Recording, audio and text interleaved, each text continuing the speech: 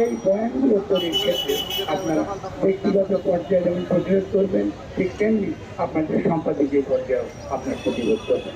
কারণ আমরা পরিষ্কার করেছি যে আমরা একজন ব্যক্তিকে, একটা ফ্যাসিস্ট ব্যক্তিকে আমরা উৎখাত করতে পেরেছি, এটা যথেষ্ট। এটা করতে পেরেছি বলে আমি এখানে দাঁড়িয়েছি। 20 বছর আমি কথা বলতে পারিনি, 20 বছর আমি এলাকা আসতে পারিনি, ফলে আমি কথা বলতে এসেছি। ফলে আমাদের তরুণদেরকে আপনারা হালকা করবেন, ছোট করবেন, জামাত ত্যাগ দেন, তাদেরকে আপনারা ম্লান করবেন, এটা আমরা হতে চাই। আপনি যদি তাদের আদর্শগত কোনো ক্ষেত্রে আপনার আপত্তি থাকে বলুন, কারণ আপনি 71 বহু আগে চলে গেছে, 72 সাল বহু আগে চলে গেছে, কারণ আমার বয়সী না, আমরা লড়াই করেছি তখন। আর যে ছেলেটি জন্ম হয়েছে 72 সালের পরে, তাকে শিবির বলে আপনি কি বলতে চান? আপনার কি বলতে চান শিবির?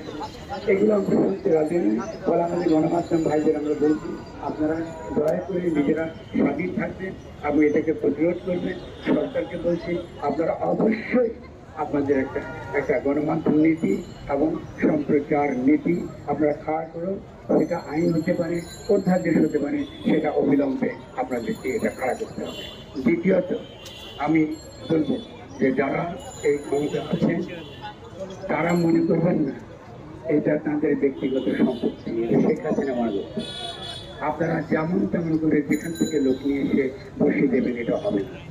আপনাদেরকে সেই ক্ষেত্রে যারা যারা অভিজ্ঞ মানুষ তাদের সঙ্গে পরামর্শ করেন, হয়তো আপনার সিদ্ধান্তটাই সঠিক হবে।